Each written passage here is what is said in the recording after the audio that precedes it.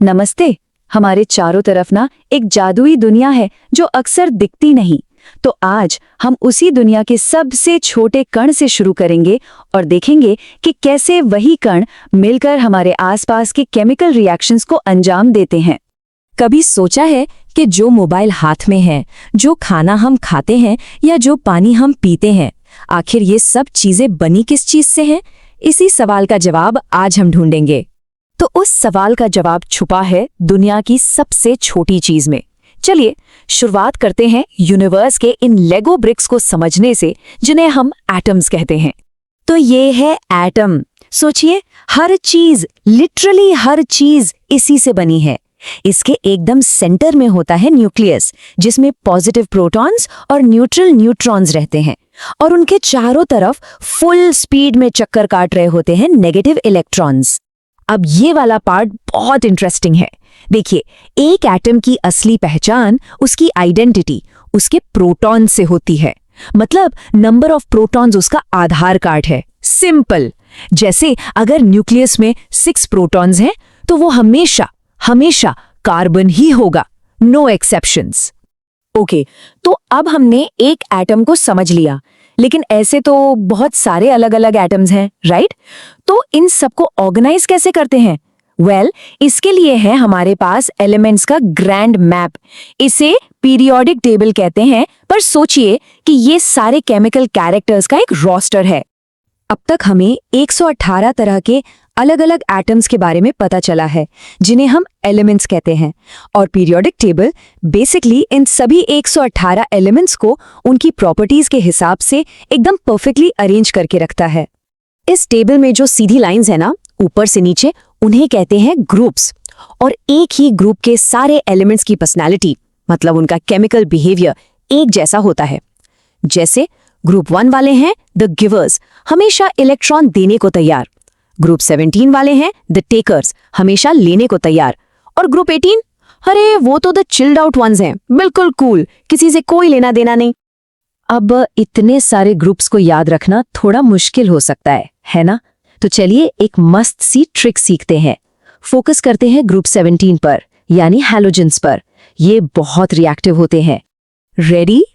Mnemonic है, फिर कल बाहर आएगा ऑटो। सिंपल। फिर से फ्लोरीन, कल से क्लोरीन, बाहर से ब्रोमीन, आएगा से आयोडीन और ऑटो से एस्टेटीन। अब भूल के दिखाओ।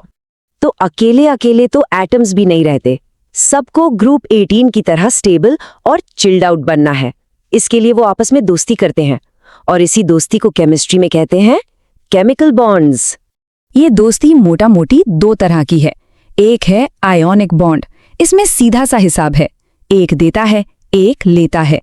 एक एटम अपना इलेक्ट्रॉन कंप्लीटली दूसरे को दे देता है। और दूसरी है कोवेलेंट बॉन्ड। इसमें एटम्स कहते हैं भाई मिल बांटकर काम चलाते हैं और इलेक्ट्रॉन्स को शेयर करते हैं। इसको समझने के लिए सबसे बेस्ट एग्जाम्पल है हमारा कॉमन सॉल्ट, यानी सोडियम क्लोराइड। देखो, सोडियम के पास एक इलेक्ट्रॉन एक्स्ट्रा है जो वो देना चाहता है, और क्लोरीन को एक इलेक्ट्रॉन की सख्त जरूरत है। तो सोडियम ने अपना एक्स्ट्रा इलेक्ट्रॉन क्लोरीन को दे दिया। इससे सोडियम बन गया पॉजिटिव, क्लोरीन बन गया नेगेटिव। और फिर क्या? ऑपोजिट्स अट्रैक्ट, दोनों के बीच बन गया एक super strong ionic bond. Alright, तो एटम्स ने दोस्ती करना सीख लिया।